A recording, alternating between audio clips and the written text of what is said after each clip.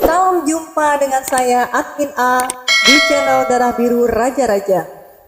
Di video kali ini akan dibahas sejarah, silsilah, dan pemikiran sufistik Pangeran Diponegoro bagian 5. Kisah sejarah ini diambil dari kitab Babat Diponegoro yang ditulis oleh Pangeran Diponegoro ketika ia ditawan oleh Belanda di Manado pada tahun 1832 sampai 1833. Pangeran Diponegoro menceritakan riwayat kehidupan para leluhurnya sejak Prabu Brawijaya hingga perlawanannya kepada Belanda. Kisah ini ditulis oleh Pangeran Diponegoro dengan pemahaman pada tahun 1800-an.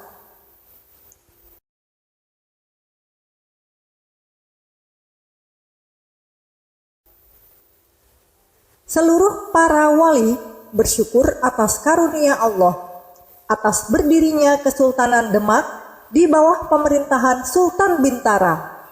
Untuk menyempurnakan Demak sebagai kerajaan Islam, mereka berencana untuk membangun masjid. Singkat cerita, masjid bertingkat 3 yang tampak begitu indah berhasil mereka bangun. Sesudah masjid berdiri, para wali yang tergabung dalam majelis dakwah Wali Songo melakukan rapat. Hasil rapat memutuskan bahwa Sunan Bonang ditunjuk sebagai imam. Sementara wali yang bertugas melakukan khotbah adalah Sunan Giri. Sejak itu, Masjid Demak digunakan untuk melakukan sholat berjamaah oleh para wali dan orang-orang Demak yang telah menganut ajaran Islam. Pada kesempatan lain, Sunan Bonang memberikan pakaian antakusuma lungsuran Kanjeng Nabi Muhammad yang bernama Kiai Gondil kepada Sunan Kalijaga. Sungguh bahagia Sunan Kalijaga saat menerima pakaian yang tak ternilai harganya itu. Dengan berdirinya Masjid Demak, lambat laut Kesultanan Demak semakin berkembang hingga membuat Raja Brawijaya merasa terancam kedudukannya sebagai raja di tanah Jawa. Maka sewaktu mengadakan pertemuan di Balairum, Brawijaya memerintahkan kepada Patih Gajah Permada dan Adipati Pecatonda untuk meluluh lantakan Kesultanan Demak. Berangkatlah Patih Gajah Permada beserta Adipati Pecatonda yang diikuti oleh pasukan Majapahit dan Palembang itu menuju Kesultanan Demak. Sementara Sultan Bintara yang mendengar bahwa pasukan Majapahit tengah dalam perjalanan untuk menyerang Demak, segera bertindak. Memerintahkan pasukannya di bawah Panglima Perang Sunan Mudung untuk menghadang pasukan Majapahit. Pecahlah Perang Sudarma Wisuta antara Raja Brawijaya dan Raden Patah. Dalam perang itu, Sunan Mudung berhadapan dengan Adipati Pecatonda. Keduanya sama-sama saktinya. Tetapi sudah kehendak Allah, Sunan Mudung tewas saat berperang melawan Adipati Pecatonda. Usai membunuh Sunan Mudung, Adipati Pecatonda ngungun dalam hati, seperti dihadapkan pilihan Simalakama. Ia dalam kebingungan, terus berperang melawan Demak, yang artinya memenuhi perintah Raja Brawijaya, atau menghentikan berperang karena melawan Sultan Bintara, kakaknya sendiri. Hingga muncullah satu keputusan. Ia yang tak lagi berpihak pada Majapahit atau Demak itu kembali ke Palembang beserta pasukannya. Bukan hanya Adipati Pecatonda yang mengun hatinya, Sultan Bintara pun demikian. Ia sangat berduka atas gugurnya Sunan Mudung. Namun, sesudah Sunan Mudung dimakamkan, ia mengambil keputusan untuk menyerang Majapahit dengan jumlah pasukan lebih besar lagi. Mencium warta kalau Demak akan menyerang Majapahit, Patih Gajah Permada, pasukan beserta istana Majapahit musnah bersama Raja Brawijaya. Maka ketika pasukan Demak telah sampai di telatah kota Praja Majapahit, hanya menemukan Ratu Darawati yang telah menganut ajaran Islam. Oleh Sultan Bintara, istri Brawijaya itu dibawa ke Demak. Ki Ageng Tarub III atau Bondan Surati dan Nawangsih telah memiliki putra bernama Getas Pandawa. Sesudah Ki Ageng Tarub meninggal, maka Getas Pandawa yang tinggal di Pedukuhan Tarub itu kemudian dikenal dengan Ki Ageng Tarub IV. Dari Getas Pandawa lahirlah putra Sela Rasa yang kelak dikenal dengan nama Ki Ageng Sela. Sesudah menginjak usia dewasa, Sela Rasa menikah dengan putri seorang pendeta dari Sela Bentar. Suatu hari, Getas Pandawa yang sudah memasuki usia senja itu menemui putranya. Kepada Sela Rasa, Getas Pandawa memberikan wejangan. "Anakku Sela, hendaklah kau harus berhati-hati di dalam menjalani hidup di dunia ini. Kau harus waspada pada godaan iblis. Kau pula harus suka bertapa. Nasihat ayahanda akan selalu aku ingat. Ingatlah pula sastra 30. Alif maknanya menghadap Hyang Widi.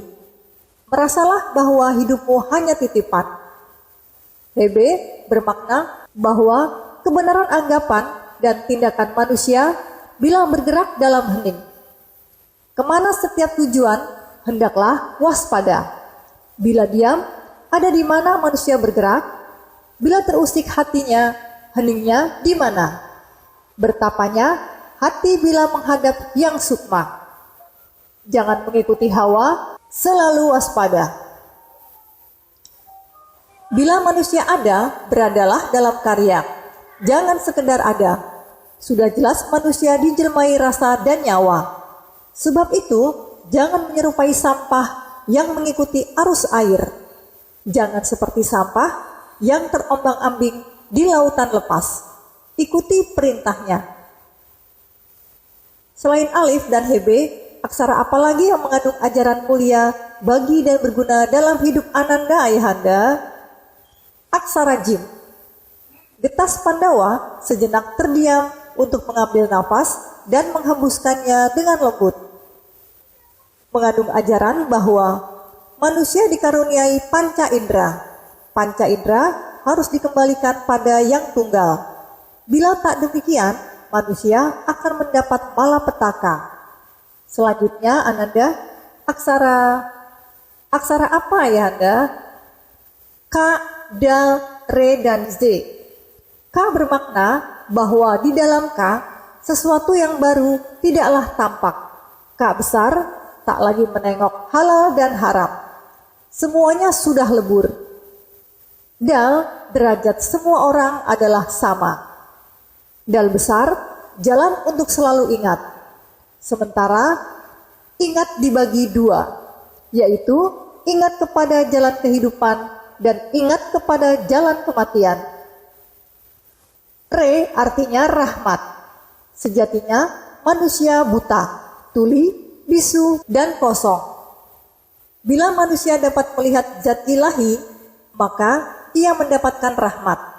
Sedangkan Z artinya jangan melihat wujud yang lain, kecuali kepada yang sejati. Kenapa terdiam, ayahanda? Tanya Sela Rasa. Lanjutkan petuahnya, Ananda sangat suka menyimaknya.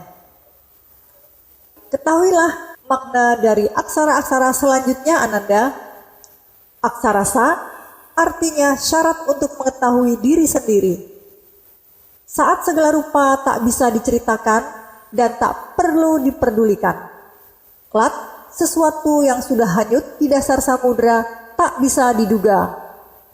T, tabah atas cobaan Tuhan hingga manusia merasa tak punya suatu apa. Le, menjalankan perintah Tuhan agar manusia memiliki kelebihan. Ngain, berkarya tak perlu dipamerkan, tenang dalam laku dan pembawaan. Ain, memegang hadis dan dalil, tak bisa dipisahkan keduanya. Benar setiap laku bila manusia tak bersekutu dengan iblis, melainkan taat pada Tuhan. Kap kecil mengetahui kehendak Tuhan, kap besar menerima kasih Tuhan. Lam waspada atas segala isi jagat raya. Mim yakin dan tidak merasa mati. Tak melihat kemana-mana, tak menengok surga dan neraka, tak melihat segala keindahan, hanya Tuhan yang menjadi tujuan penglihatan. Nun menerawang yang sejati, berlanjut pada bumi dan langit 7 lapis, kembali pada cahaya. Wawu mengetahui banyak manusia, mengenal satu persatu. Selalu bersatu dan tak pernah terpisahkan. Diibaratkan tembaga dan emas, bila keduanya sirna warnanya, berubahlah namanya. Lam alif berlindung dan beriman pada Tuhan sebagai jalan utama untuk menuju yang sukma. Ambiyah telah berkumpulnya nabi, wali dan mukmin. Ya, mapan, menetap dan sumarah adalah kenyataan, tidak ada yang lain lagi. Karenanya, Ananda, amalkan apa yang telah aku wujangkan kepadamu. Pesan ayahanda akan aku amalkan. Sepulang Sela Rasa ke Sela, Getas Pandawa kembali ke ruang Panepen. Beberapa tahun kemudian, Getas Pandawa meninggal. Sejak itu, tak ada lagi kelanjutan gelar Ki Ageng Tarub, mengingat Sela Rasa yang tidak tinggal di desa Tarub, melainkan di desa Sela, dikenal dengan nama Ki Ageng Sela. Sementara Pangeran Bintara yang berkuasa di Kesultanan Demak itu telah mangkat. Sebagai penggantinya adalah putranya, yakni Pangeran Trenggana. Wonosalam sebagai patihnya, sementara yang menjabat sebagai penasehat raja adalah Sunan Kudus. Demikianlah video sejarah, silsilah dan pemikiran sufistik Pangeran Diponegoro bagian kelima yang dapat disampaikan. Semoga bisa menambah wawasan sejarah bagi yang menonton video ini. Sampai jumpa lagi di video berikutnya, bagian ke-6. Terima kasih.